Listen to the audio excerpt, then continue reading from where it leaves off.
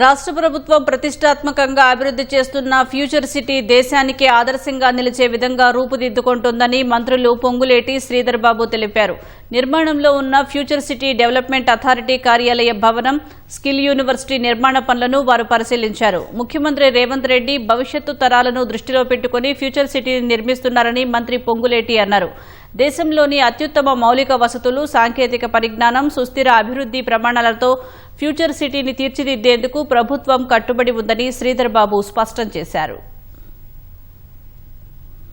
నిరుద్యోగ యువతకి లక్షలాది మందికి ఉపాధి, వారికి ఉద్యోగ భద్రత కూడా కల్పించే ఒక మంచి ఆలోచనతో ప్రపంచంలో ఏ దేశంలో ఏ రాష్ట్రానికి రాని ఆలోచన ఈ రాష్ట్రం గౌరవ ముఖ్యమంత్రి గారు, సహచర మంత్రులు అందరూ కలిసి చేస్తున్న ఈ కార్యక్రమానికి ప్రతిపక్షాలు కూడా సహకరిస్తాయని అనుకుంటున్నాం. వారు ఏ రకంగా కలలు కంటున్నారో ఆ కలలని వారి దీవెనలుగా మేము భావించి ముందుకు మరింత ఒడివడిగా వెళ్తాం. గ్లోబల్ ప్రజెన్స్ ఉన్న మన ప్రభుత్వ కార్యాలయాలు కూడా ఇక్కడి నుంచే నడపాలనే ఉద్దేశంతో ముందుకెళ్తా ఉన్నాం. ముఖ్యంగా నైపుణ్యానికి సంబంధించిన ఒక యూనివర్సిటీని ఏర్పాటు చేయాలని చెప్పటంతో పాటు చట్టం తీసుకొచ్చి, యాక్ట్ని తీసుకొచ్చి ఈరోజు యంగ్ ఇండియా స్కిల్స్ యూనివర్సిటీని ఏర్పాటు చేసుకున్నాం.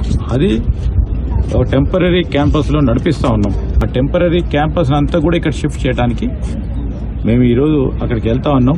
హరీష్ రావు గారు ఏదంటే అది మాట్లాడతారు, కేటీఆర్ గారు ఏదంటే అది మాట్లాడతారు.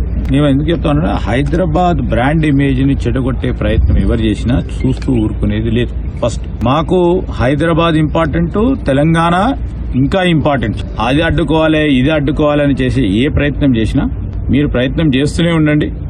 మా పనితనంలో మేము చూపెడతాం.